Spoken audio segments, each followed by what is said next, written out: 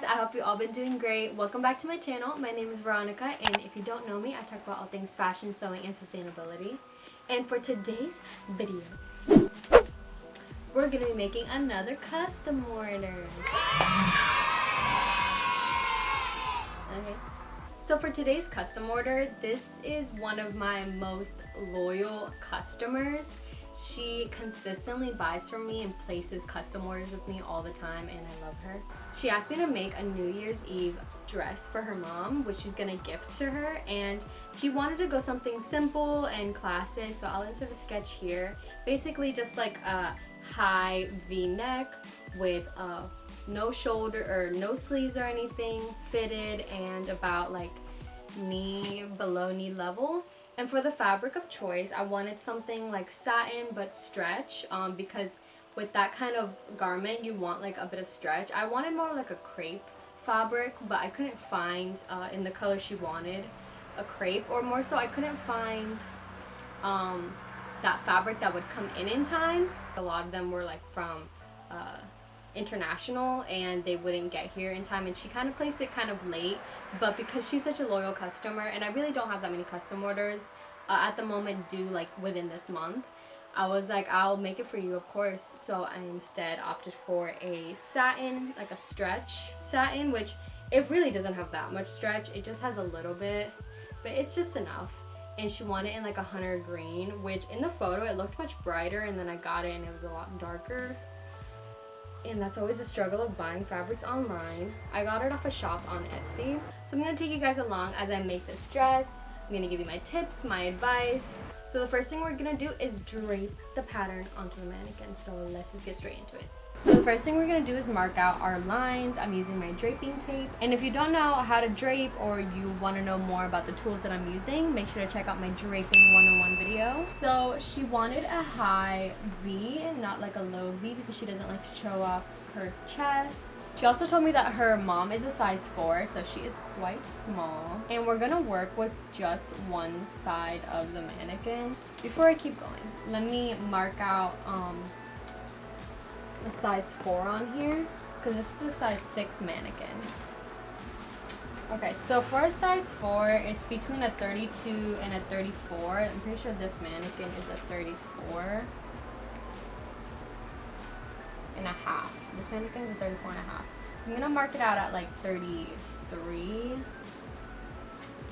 The waist is 26, and a waist for a size 4 is about 24 and a half, about 24. And then hips,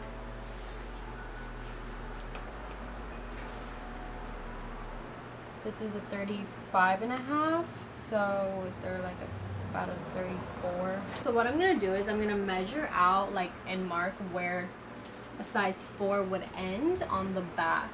Because typically, like with a size 4 and a size 6, like there really isn't that much of a difference within proportions, unless you have like a short torso or longer legs, whatever. But with stuff like that, it affects more like the length than like the width.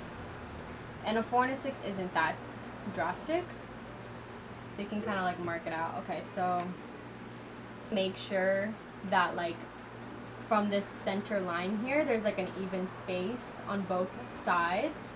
So I'm trying to mark out like a size 32 bust.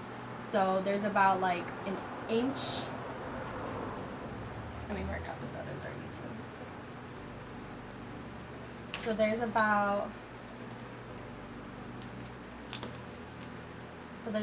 a 1.25 inch space between that line. And so now this around would be measured up to a 32. So I'm going to do the same thing for the waist and the hips. So I'm going to do a 25-inch waist, just as 24 is pretty small, like on the small spectrum of size 4, and I don't want to make it too small. I'd rather make it a little bit looser.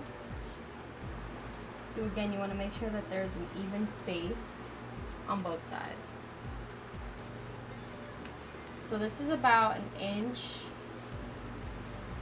on both sides. This is about a 1/2 inch, and this is 1.25 inches. Now we're ready to continue marking out our lines.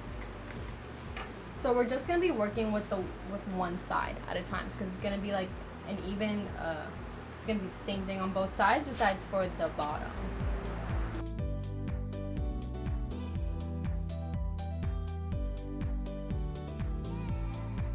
So this is the new center back, not the actual line on the mannequin. Okay, now that we have all of our lines marked out, we're ready to start draping.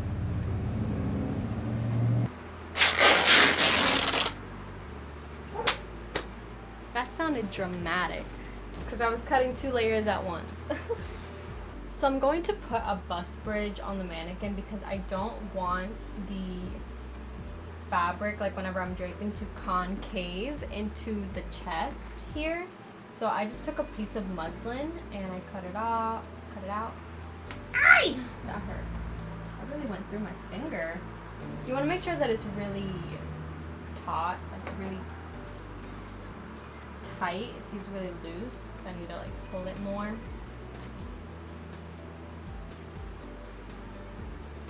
And now I'm gonna take my muslin piece, which I folded over the raw edge about 1 inch, and I marked my grain line with my pencil. I just did like about 3 or 4 inches away from the edge, and I drew my grain line. Now I'm gonna pin it onto the center front, and now I'm gonna start moving from the bottom and moving it towards the side. You're gonna get a lot of wrinkles, but we're gonna get those out.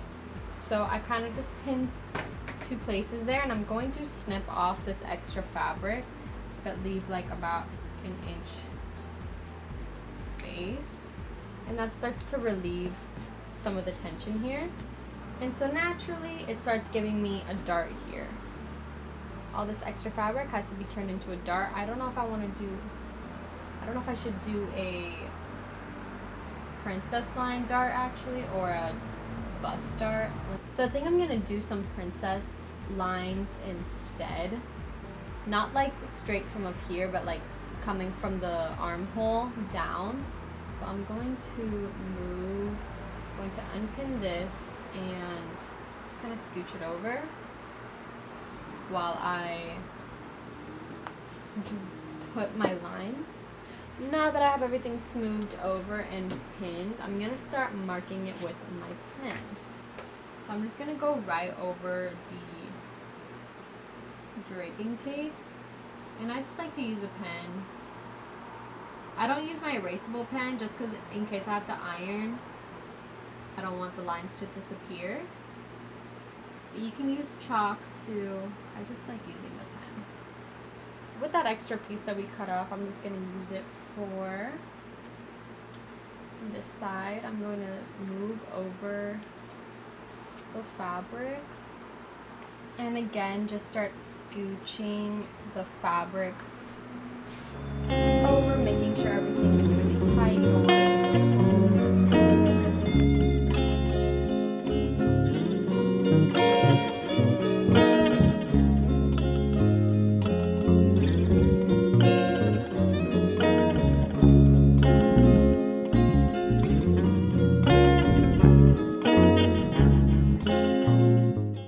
I'm going to fold over that extra fabric and just fold it right where you drew the lines and pin it back down. Doesn't matter if it's lumpy, you're just going to mark out your darts by doing this.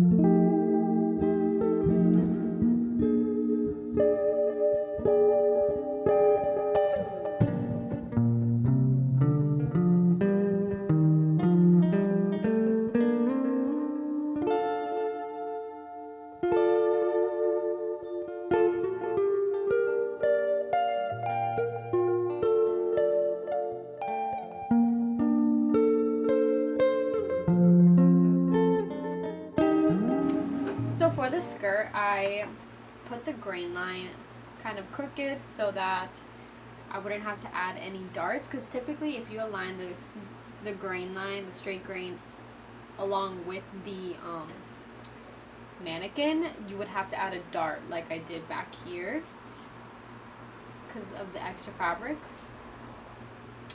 But I didn't want to add any darts in the front, so I kind of put it on the bias a little bit, basically, and I just had the straight line, the straight grain on to be, and I just made the straight grain be the hem for this little slit that we're gonna have, and I did the same thing with this side.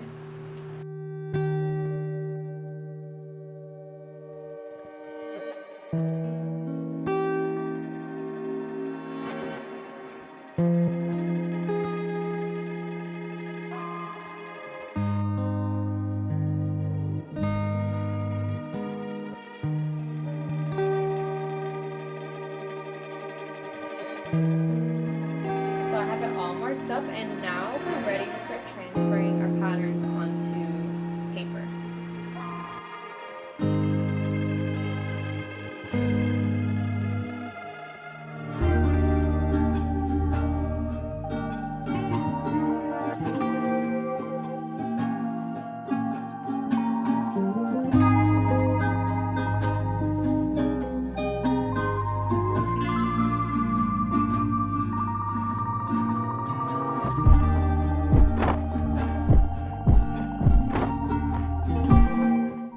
The first thing I do whenever I'm transferring my muslin pieces onto paper patterns is I draw a straight line on my pattern paper so that I can align the grain line on my fabric with that straight line on the paper. And that way, whenever I place the pattern paper on the fabric that I need to cut, I know where my grain line should be. To keep my muslin pieces from moving, I tape them down with masking tape so that I don't lose my place. And then I take my cutting mat and I place it underneath so that I can use my tracing wheel. And since it is a very pointy tracing wheel, whenever you roll the wheel on the lines that we drew, it's going to poke little holes in the paper. And whenever you remove the pattern pieces, you trace them out, basically like connecting the dots. So you want to make sure that you don't go over too much whenever you're using your tracing wheel and you accidentally get confused if you have too many dots on your paper. So go slow with the process. After you've traced everything out, you can remove your pattern pieces, and I like to go in with my rulers. I use my French curve ruler, my hip ruler, and a straight ruler to redraw all of the lines that we created. And this way, with the rulers, your lines will be nice and sharp. This process is called truing. So you are truing the lines to make sure they are nice and smooth. You also want to remember to label all of your patterns, your center front, your center back, how many pieces you need to cut out of each one. I ended up cutting out 2 center front pieces on the fold and 4 of the side panel and 4 of the back panel because I used the same fabric as the lining as well for the top. Something that I always do whenever I'm pattern making is I will cut out one of the pattern pieces, and I don't cut out exactly on the line. I always cut out around the lines, and I make snips into the paper up to the line that we drew so that I can fold over all the excess paper, and I place it along the line of the other patterns just to make sure that everything lines up. For the side panel of the top, I align it with the center front piece, and I realized that the bottom of the side panel is just a little bit too long, so I go back in and I shorten it, and also I recurved the bust part where it curves just so that everything lines up nice and perfect. This way you avoid having too much excess fabric after you cut it out and then you realize that something was a little off, something was a little too long. I do the same thing with the sides. I line up the sides just to make sure that everything meets up where it should, and also with the top straps.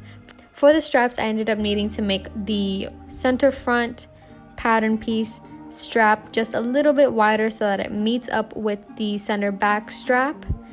And now whenever I sew everything, it will meet up perfectly. After I remeasured everything and all of it is correct, I cut out all the pattern pieces on the line. I didn't add any seam allowance. I will add seam allowance to the fabric whenever I trace it out, because if I ever needed to adjust this pattern or grade it to make it bigger, then I don't have the seam allowance in it and it's much easier to grade. I repeat the same process for the skirt. I draw my straight line on the paper. I align the straight grain of the fabric with the line, tape it down, and I trace it all out, including the dart on the back.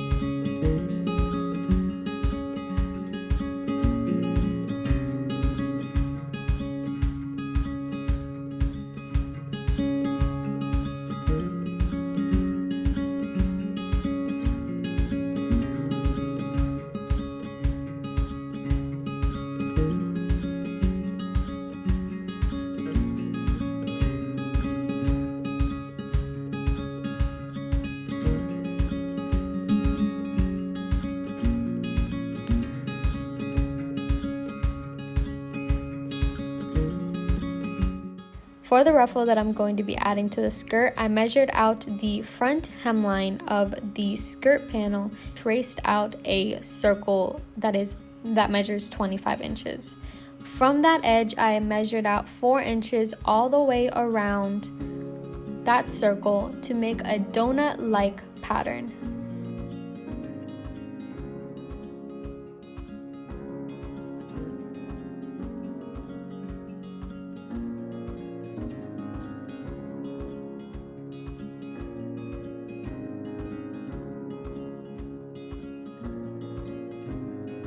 So my intentions for this video were not to make it a tutorial, and somehow it started turning into a tutorial, and I really don't feel like explaining each step that I did. So if you guys really want to know how I made this design, then I will do a step-by-step tutorial, but I'm basically just gonna wrap up this sewing process. So I started off by sewing the panels on the top, the sides I sewed onto the center front, and then I sewed the back pieces onto the sides, and then I attached the back and the front straps together, all at a 1/2 inch seam allowance.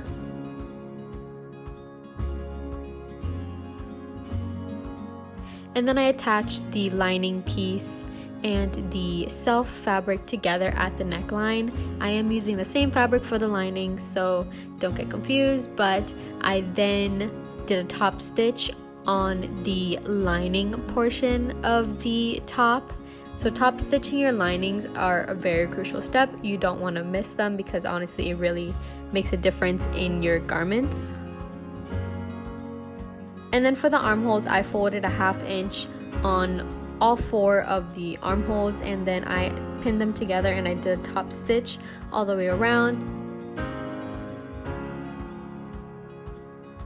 And then for the skirt, I sewed my darts on the back of the skirt, and I like to tie a knot at the tip of my darts. I don't like to backstitch because I feel like it makes the darts look bumpy, so I leave extra thread and then I just tie a knot to close up my dart. And then I attached all the skirt pieces on the sides. And for the ruffle, I folded in the hem about a 1/4 inch and I sewed it and ironed it flat. And then I attached it to the front panel of the skirt. I first placed them right sides together, and then I did a top stitch as well on the skirt side, not on the ruffle, just to keep the ruffle from flipping over. And then I tucked in the front panel of the skirt onto the left side seam at the very top so that it's nice and neat.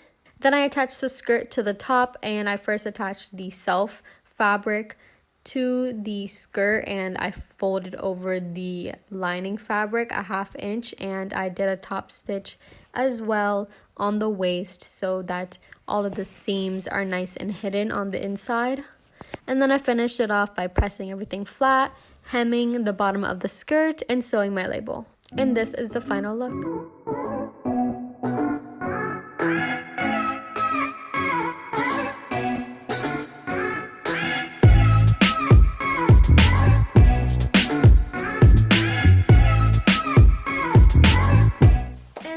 Finally finished. She's so cute. I really love how it turned out. The color is so beautiful. I really hope she likes it and that she has a great time in her new New Year's Eve dress. Thank you guys for watching and coming along on this journey while I make this dress. I really hope that you liked it and that you learned something new. Please remember to subscribe, like, and turn on your post notifications so you don't miss when I drop a video. I hope you all have a great rest of your day, and I'll see you in the next one.